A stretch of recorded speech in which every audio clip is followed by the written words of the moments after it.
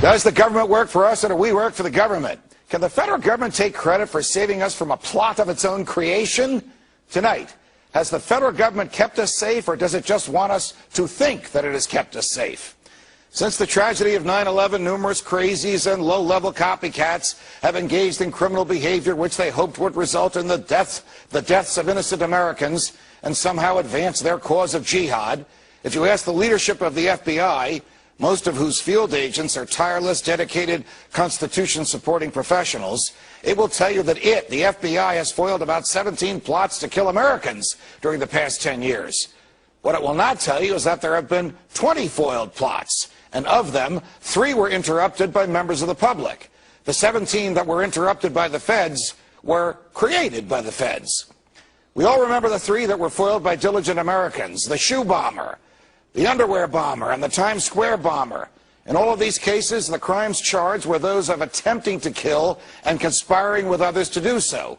In all 3 of those cases, alert Americans on continental flights or in the streets of New York City told authorities of bizarre behavior or actually subdued the threats themselves.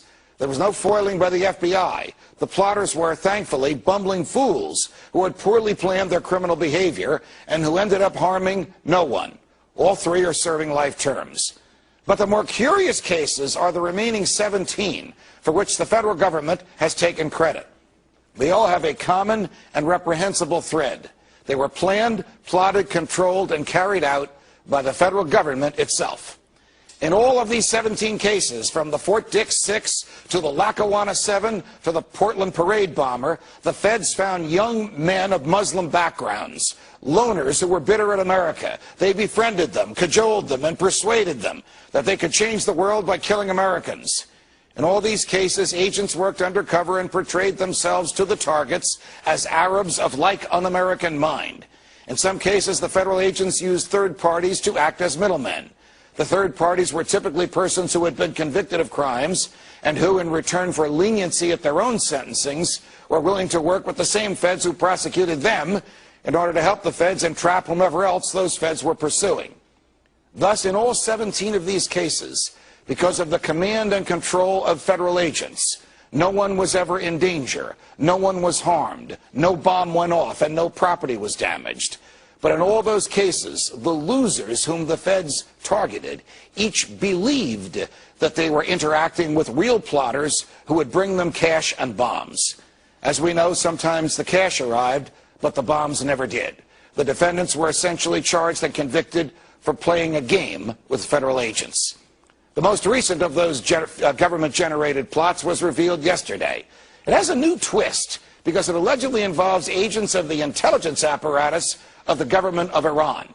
It, too, was destined to go nowhere, as the feds monitored and taped every move made by their target as he interacted with federal agents whom he stupidly believed to be drug dealers and co-conspirators. Today, the feds themselves revealed that high officials of Iran's government knew nothing of this. Of course, the neocons have demanded bombs on Tehran, no matter what the government there knew. And this plot came to light the day before Attorney General Holder himself was subpoenaed by Congress in the Fast and Furious case. You get the picture. Are any of these plots criminal? Can the government just pick and choose whom to seduce and then lower the boom at the right time and arrest its would-be Confederates? Is this a proper and efficient use of law enforcement resources?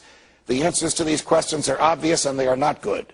The courts have made this legal, so long as the target of these plots had a mental predisposition to cause harm. But none of this keeps us safe.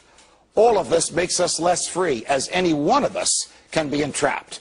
And we are fools if we praise the government for exposing a plot of its own creation and saving us from a danger that never existed. Can the government break the law in order to enforce it? Well, when it does, it becomes a law unto itself, and the rule of law dies as the feds decide whom to target and whom to trap. Think about it. Are we really safe in a false sense of security?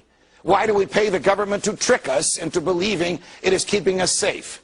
When no one is harmed and the government controls the plot, aren't we just punishing someone for his thoughts? And in a free society, aren't free people free to think as they wish? This must be so, because if the government can punish our thoughts, there are no limits to its power. From New York, defending freedom every night of the week. So long, America.